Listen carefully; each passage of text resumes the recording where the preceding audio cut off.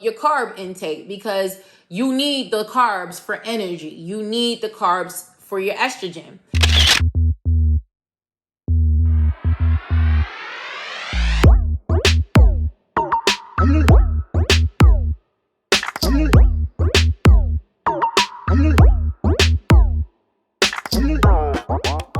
Hey baddies, it's your girl Bevy, and on this channel I talk about everything you can do to improve and level up your beauty from the inside out, okay? So that includes hair care, skin care, and other things like vaginal health, feminine health, mental health and wellness, and all that jazz, okay? So you want to stick around here because we talk about everything from bleaching your booty hole to douching your booty hole. I mean, everything, you know, to listening to gospel music and praising the Lord. Hallelujah. Everything so that you can level up and be the best baddie at any age so that your outside and your insides match, okay? Anyway, I change what I'm saying every time until one sticks, y'all, okay? So bear with me if y'all been watching for a minute. Anyway, if you checked out my last video where I talk about, you know, natural ways to balance out your hormones, or how happiness, love and happiness on my Al Green is the keys to balancing your hormones. I talk about I just kind of go a little bit more into the science of balancing your hormones out, and then, you know, we touch a little bit, we graze a little bit on intermittent fasting. But this video, I talk more about intermittent fasting specifically to balance out those sex hormones so that you can improve your overall health, right? Because we know all the issues that are associated with imbalanced hormones, okay? That can be weight gain, that can be PCOS, that can be endometriosis, I mean, infertility, it can be mental health problems, mood swings, depression, anxiety, so many things, okay, associated with your hormones being out of whack, okay? So we, as a woman, they gotta get back, okay? Because if none of that stuff matters, acne, y'all, okay? As a grown woman, okay? Acne. Anyway, so in this video, I'm going to talk about how, if you have a regular 28-day cycle, okay? So this is for my women who are still cycling, okay? Now, I got to preface this by saying, if you are already in menopause or postmenopausal and you're watching me, hey, but secondly, this will work for you as well, whether you're cycling or not. The only difference is you can pick what day you want to be day 1 and what day you want to be day 28. That is the only difference for you. But if you are still if you're still getting your period every month and you have, for the most part, a 28-day cycle, it does vary for every woman, okay? But you be the judge of how you monitor your cycles and where you are in your cycle. But I'm just talking about a regular 28-day, the average typical 28-day cycle, and how to properly intermittent fast to balance your hormones by coinciding with that cycle. So now let me preface this by reminding everyone that intermittent fasting is a huge fad. Everything that everyone is doing to lose weight. But weight loss is just one of its many benefits amongst anti-aging and, of course, your overall health, to say the least, right? To name a few. And the one thing that I want you to know, I have a video on how intermittent fasting changed my life and all that other good stuff. But most people, if you already know about intermittent fasting, if you are an intermittent faster, okay, yourself, most people start on average with the 16-8, okay? Which is for 16 hours you're fasting and you have an 8-hour window. Most people's 8-hour window usually starts from noon to about 8 p.m., okay? So that means you're breaking your fast, aka breakfast, at noon instead of breaking it earlier, so that you can limit yourself to an 8-hour window and reduce the amount of insulin spikes in your system, which has a whole bunch of benefits, right? So that's what most people do. Whether you're doing it 7 days a week, 5 days a week, 3 days, 2 days, or once a month or twice a month, everybody's different, but everybody starts with a 16-8. Once you start adopting a more intermittent fasting lifestyle, meaning this is what you're doing now. Like we've decided I'm gonna stick beside intermittent fasting, okay? We're together and I'm gonna stick beside them, okay? Whether I like doing it all the time or not, this is my lifestyle change. I'm not just doing this to lose a few 10, 20 pounds to get into this bikini and then I'm back to normal. No, this is what I've adopted as a lifestyle. I love love, love, love what it did for me, to me, my body, my hair, my skin, all of the above. So I'm not going nowhere. Hey, Baddie, are you losing your hair? Yes, you are, because you're on this channel. Anyway, listen, if those hair oils, DIY treatments, and hair growth pills are not working to help you regrow or thicken your hair, hear me, you've tried everything and it does not work. Go ahead and join the HairScripts community and let us help you effectively regrow your hair by giving you access to proven methods that are backed by receipts, honey, and effective products that will give you impactful results for free $99, okay? Yes, I said it, free $99. We partner with dermatologists, trichologists, and other healthcare practitioners to bring you real solutions for your hair loss. And you don't even have to leave your home. So stop being lazy, okay? Stop struggling to figure this out. Quit playing sis and just click the link below to join the community and get your freebies before it ain't free no more. Don't say I ain't tell you. Bye. Back to what I was saying, but when you adopt intermittent fasting as more of a lifestyle, you start doing more intricate, more sophisticated things like the OMAD diet, which is the 1 meal a day. You do 24-hour fasting, 32 hours, 72, or 36 hours, 72-hour fasting. Y'all already know me in numbers, but you start doing more intricate fasting. And so you also know that you can start to fast to manipulate certain outcomes or to get the outcomes that you want.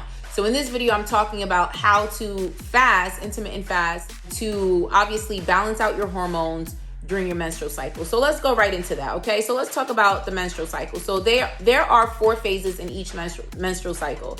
There's the menstrual phase, which is obviously when you're bleeding, the follicular phase, the ovulation phase, and the luteal phase.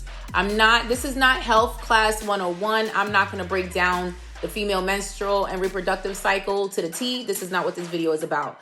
I'm just gonna break down the numbers, what day in the cycle you are in, and how you should eat or how you should fast accordingly, okay? So let's just really talk about each phase very quickly, okay? The menstrual phase, obviously. So this is the phase when the egg is released, right? From the egg from the previous cycle that isn't fertilized is released, obviously because you're not pregnant. And some of the symptoms associated with that is cramps, tender breasts, bloating, mood swings, irritability, headaches, tiredness, low back pain. For me, honey, it is PMS. I turn into a werewolf. I feel bad for everybody and anybody around me, okay? This, for most women, on average, lasts for about 3 to 7 days. Then there's the follicular phase. And, this hormone stimulates the ovaries to produce around 5 to 20 small sacs called follicles. Each follicle contains an immature egg. So, eggs are being created and distributed and cycled, throughout the body, okay? The average follicular phase lasts about 16 days. It can range from 11 to 27 days. We're going to get to the point. I don't want to bore you. Ovulation is pretty straightforward. Ovulation is when your ovary releases a mature egg. The egg travels down the fallopian tube towards the uterus to be fertilized by a sperm. If you lucky and you out here doing it, wow, you can get pregnant, okay? Ovulation usually happens. Obviously, your body temperature rises. No, he's not making you hot. He's not turning you on. It is the ovulation phases, okay? But, tomato, tell your story what you want. And your discharge is thicker. So if you see that little discharge, please don't go crazy. No, it's not a yeast infection. It's not BV. It is your ovulation phase, okay? It happens around 14 days in a 28-day cycle, okay? And then there's the luteal phase. After the follicle releases its egg, it changes to the corpus luteum. Blah, blah, blah. Let me see. If you don't get pregnant, your body will produce HCG. This is the hormone pregnancy test detects. It helps maintain the corpus luteum and keep the uterine lining thick. So this is basically, during this phase, if you don't get pregnant, you may experience premenstrual symptoms. And, then boom, you're back to the menstrual cycle, which is if you weren't pregnant, then you bleed. You release the eggs that were created in the last phase. Okay, we here. Now, that's all the boring stuff. Let me just tell you the symptoms: bloating, breast swelling, mood changes. It seems like we always bloated, y'all. Like, I feel like I'm bloated when I'm not in my 28-day cycle. Food cravings, trouble sleeping, changes in sexual desire, okay? All of that. So now that the boring stuff is out the way, and I think I showed you that somewhere here, now let's talk about how you're going to intermittent fast, okay? So we're not doing a 16-8, right? So let's talk about days 1 through 12. Now, this is the beginning of the cycle, which is the first day you bleed is day 1 of your cycle, okay? So during day 1, believe it or not, I know contrary to what you believe, I know you probably heard it. It's like, you gotta eat, you got your period, don't starve yourself, all that. Yes, I'm talking about if you're really ready for this, if this is a lifestyle you're really ready for, on day 1, you actually can fast and you can go on a keto-ish, I call it keto-ish diet. There are hardcore keto people. I'm not her. I need carbs. I got 3 small kids. I just need a little more energy. I'm gonna eat carbs, but I'm just not gonna eat as much. So this is where I go into a very low carb diet from days 1 through 12. So count. The first day you see red on your panties, and if you've grown, you should be wearing some panty liners. You shouldn't be bleeding on your panty unless it's an accident, and that's a conversation for another time. Okay, if you're heavy bleeding like I've been. Sometimes you have some accidents, but anyway, day 1, when you see that little drop of blood, boom, that's day 1. You can actually fast, meaning you can do 24-hour fast, 36, 72. You can do OMADs, eat 1 meal a day, right? Low carb. I know you're like, that's crazy. I'm bleeding. Are you dumb? Yes, right. It's science. I didn't make the rules up. I just follow them and they work for me. Now, if you are a heavy bleeder and all those things, more than likely your hormones are not properly balanced. You're dealing with fibroids and a whole bunch of other stuff because your hormones are imbalanced. So maybe you should adopt this. I mean, maybe you should ease your way into it, but absolutely days 1 through 12, you can absolutely fast and go, for me, on a keto-ish diet. Now, if you know how to do full-blown keto from day 1 to 12, power to you, girl. We here. I got you. But it's just not sustainable for me. So I'm just gonna go on a low carb diet. Meaning, if I have carbs, it's very low, few far and in between. Yeah, I'm just gonna make sure that I'm not eating a whole lot of carbs, and of course not refined sugars, right? Definitely not refined sugars. Definitely not simple carbs. That is just the time where I'm just gonna make sure I'm eating as clean as possible. Now, days 12 through 14, this is the part of the cycle where you don't want to fast, right? Because your estrogen is gonna dip during this part of the cycle. We talked about the different phases, right? So we know where we are in the phase. So now your estrogen is going to dip, okay? Now, typically for women who are fasting, they're doing OMAD diets consistently, they're doing 16/8 consistently. This is when you have to chill, shorty, because as a woman, we have to fast differently than men. Men can do things a little bit, they have a lot more flexibility than we do, but we have these reproductive systems that we have to respect, okay? And because of that, during this part of the cycle, days 12 to 14, you do not want to do heavy fasting. You don't want to do 1 meals a day. You don't want to do 24-hour fasting, 36, 72. You don't want to do warrior fast, water fast. This is not the time. Around this time is where you could do a 16/8, right? You can break your fast at 12 o'clock and you can stop eating at 8. But you want to do things to increase your estrogen. You want to also increase, right, your carb intake, because you need the carbs for energy. You need the carbs for your estrogen. So let me look at my notes really quickly and see some natural ways that we want to increase our estrogen, okay? So let's look at food, okay? These are 12 natural ways to increase your estrogen. You want to eat things like soybeans, okay? Soybeans are a great source of phytoestrogens, and phytoestrogens mimic the estrogen in the body by binding to estrogen receptors, okay? So there's studies that show that soybeans are good for increasing estrogen. Now, let me take a step back. I know what you've heard. Don't eat soy, it's not good for you. We're talking about eating foods to increase estrogen just for this portion of your cycle. That does not mean go out there and go ham, eating a whole bunch of soy, drinking soy milk and blah, blah, blah, blah. And now you mad because you having some estrogen dominance, which is too much estrogen. This is very specific to 12 days, 12 to 14, okay, in your cycle. You want to eat up your flaxseed intake. Flax seeds contain high amounts of phytoestrogens, all right? They're beneficial for estrogen metabolism, And there was also another study in 2017 that demonstrated that a flaxseed-rich diet was able to reduce ovarian cancer, okay, severity. So that's really good. I mean, but flax seeds have a ton of other benefits.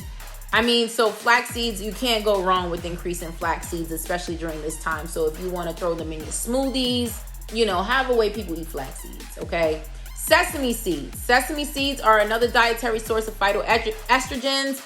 A 2014 study investigated the impact of soybean and sesame oils on rats with estrogen deficiencies. And researchers found that a 2-month diet supplemented with these oils were able to improve bone health markers and have positive estrogen effects on the animals. So soy and sesame seeds, obviously when they had low estrogen. So around day 12 and 14 in your cycle, your estrogen is going to naturally dip, okay? You want to help to balance this estrogen out. You want to boost her up. You don't want her to be so low because that dip in estrogen is what causes that PMS, that bloating, and all that craziness that's going on in your body. Some people dip harder than others. You want to make sure you keep her chill, okay? Because she's stressed out. Now let's talk about vitamins and minerals, okay? There's B vitamins. B vitamins play a huge role in the creation and activation of estrogen in your body. So also low levels of vitamin B can also, can also lead to low levels of estrogen. So it's funny, again, chicken and an egg situation. So one thing you want to do with anything, right, before everything is you want to go and have a hormone panel done and just check your hormone levels and make sure that they're fine, right? But also, if you're having a dip in certain hormones or certain nutrients, is going to absolutely start to impact your hormones. It's fun being a woman, y'all. It really is. Okay, vitamin D also functions as a hormone in your body. One study explains that both vitamin D and estrogen work together to reduce the risk of cardiovascular disease. Okay, so vitamin D, I take vitamin D3. I talked about this in one of my supplement videos. I take vitamin D, the supplement. You can also get vitamin D from other sources, which I don't have here in front of me, but let me just see sources of vitamin D, right? We have oily fish, red meat, liver, egg yolks, and fortified foods, such as some fats, okay? So that's how you get your vitamin Ds. I would just look at vitamin Ds. You get them from salmon, sardines, herring, and mackerel, okay? All the canned fish, y'all. Of course, meat, liver, egg yolks, okay? That's where you're gonna get your sources of vitamin D from foods. And then also, I take vitamin D supplements, okay? Now, there's boron. Boron is a trace mineral that has a variety of roles in the body. It's been researched for its positive benefits on reducing the risk of certain types of cancer. Boron is also necessary for the metabolism of the sex hormones, testosterone and estrogen, okay? Researchers believe that boron influences estrogen receptors by allowing the body to more easily use the estrogen available, okay? So let me help you guys out. Sources of boron. We're doing this together in real time. Hold on.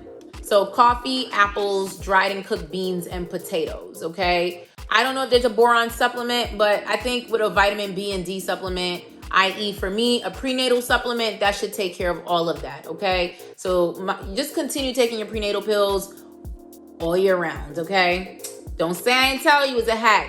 DHEA. Within the body, DHEA is the first converted to androgens and then further converted to estrogens, okay? One study found that DHEA may be able to provide similar benefits in the body as estrogen, okay? And then there's herbal supplements, okay? There's black cohosh.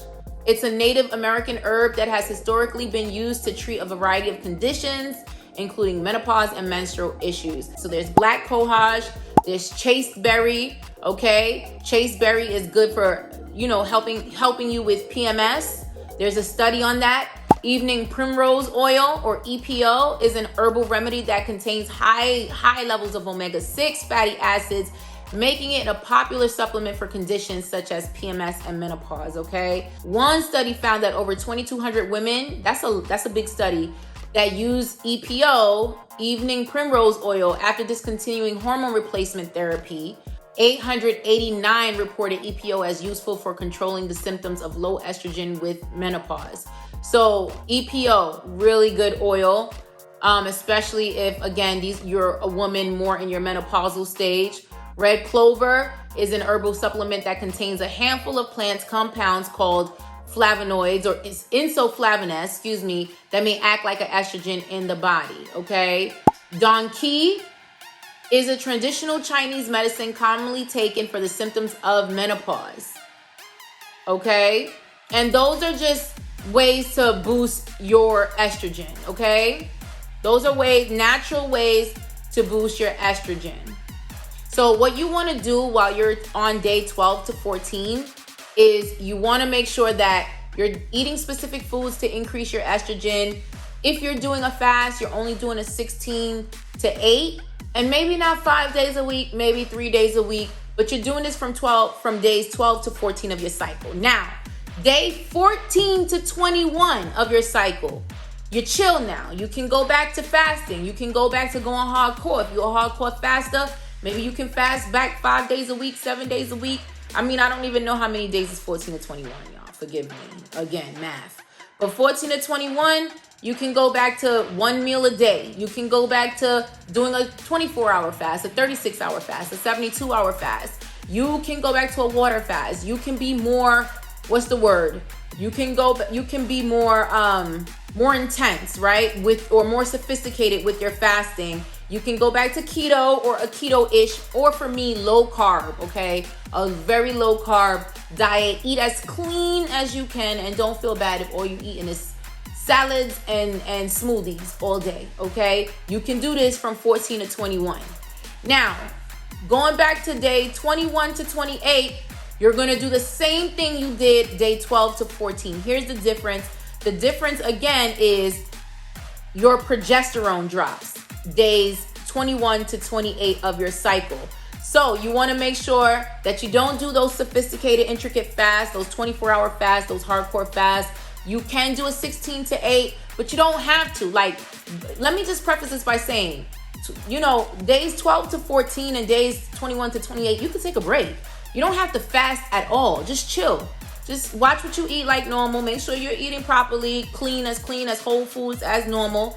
If you're a person who feels like you have to fast like me, because I've been doing it for so long that if I don't fast, it just messes with my mind.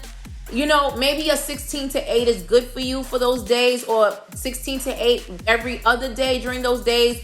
But here you're going to do specific things to increase your progesterone and specific foods to increase your progesterone. So let's look at that. So ways to naturally boost your progesterone, basically. Okay, so natural progesterone foods are going to be beans, broccoli, Brussels sprouts, cabbage, cauliflower, kale, nuts, pumpkins. I mean, it sounds like a harvest, honey, okay? So this is just natural ways to boost. These are natural foods to boost your progesterone. Yeah, of course, there's a whole bunch of other stuff, but these are the natural foods, okay? But let me say this. Of course, you want to include also bananas, cabbage, shellfish, and walnuts. While these don't exactly boost your progesterone, they're good for lowering your estrogen, which can ultimately help in boosting the progesterone. So just take a mental note of all this stuff. Try to write it down as best as you can. I will try my best to write this stuff down as well. These are all really good for boosting your progesterone, okay? So you want to make sure that your diet aligns with you trying to boost your progesterone during these dates, okay? So listen, you can have at it. There was something else. There was another point I wanted to make about the progesterone, but for some reason I cannot remember. These are the natural foods that you're gonna take in to really build that progesterone. Another thing that you want to do for progesterone building that's not food related is you want to make sure, again, you're maintaining a healthy weight. You're reducing your stress, right? And for me, I think that you should reduce your stress always, okay? I remember having Dr. Joyelle Ballard. She's a board-certified OBGYN. She was on my Supernaturals podcast, shameless plug. And she was talking about, as women, we need to do at least one thing for self-care every single day. One thing, whatever that is, whether you're eating a bowl of ice cream because that makes you happy, right? That increases your oxytocin, whether it's having sex, whatever it is, if it's sucking somebody off, if that makes you happy, whatever makes you happy, girl. If it means going on a Peloton, exercising, just, you know, smelling candles, aromatherapy, getting a massage. I mean, I don't know if every day you could pay for one, but if you got somebody who could give you one, girl, ask for it. But every single day, even if it's taking a bath, do one little thing that's going to really, that's good for self-care, because it's going to reduce that cortisol, right? This is one that some of y'all may like or may not. I love it. Don't over-exercise. Over-exercising, believe it or not, if you exercise too much, can increase those cortisol levels. Exercise is amazing, but here's my theory with exercise. A little bit goes a long way each day, as opposed to killing yourself every single day, and it's not sustainable. Okay, so do something, because each day is going to add. It's going to compound interest over time versus trying to kill yourself every single day for 1 hour, 2 hours, 3 hours, and you're burnt out, okay? And you're putting stress, unnecessary stress on your body. So now that we're going to come to a conclusion, ladies, you know, remember what I said. I'm going to try to post it up here so you can see it. This is what you want to do. Go ahead, you know, snap a picture, screenshot it. This is how you're going to fast to balance your hormones, okay? This is what you're going to do to naturally balance your hormones. If you don't want to take birth control pills, if you don't want to do hormone replacement therapy, again, I'm not saying they're bad. I'm just saying this is for my all natural women who don't want to do things this way. If you've tried all natural and it's still not working, then maybe you should consider at this point, especially if the side effects of your hormones being not balanced is really impacting your life, then hey, maybe then it's time for you to take another step. But I'm talking to my women who, like me, don't really have bad symptoms associated with their hormone imbalance, wants to rebalance their hormones without throwing a whole bunch of synthetic hormones in my body, and then you fix one problem and then you shift everything else to the left, and now you got to go deal with all that stuff. Anyway, that's my rant. I hope this was helpful and not confusing. I hope I was able to explain how you can specifically intermittent fast to balance your hormones out. Do you have to do this all the time? No. This is good if you're trying to reset your system. This is really excellent if your hormones are out of whack and you need to rebalance them. This is what this is for. Other than that, do you have to follow these stringent rules? No. This is just really good for helping you to give you that boost or that extra oomph that you need, push that you need to get your hormones back to where your hormones need to be, and to really feel good about yourself, and to really feel good about balancing those other hormones, like I mentioned in my previous video, your oxytocin, your cortisone, and your insulin, and just completely being a well-balanced baddie, okay? Anyway, like this video if it was helpful. Please comment down below if you're doing this. Let me know if it's helping you. If you have any questions, don't be afraid to DM me. And of course, subscribe to the channel, honey, because we're going to level up together. And when you pop out after the winter and people are like, yo, where you been? Be like, I was on Beverly's channel. Know what I mean? Bye.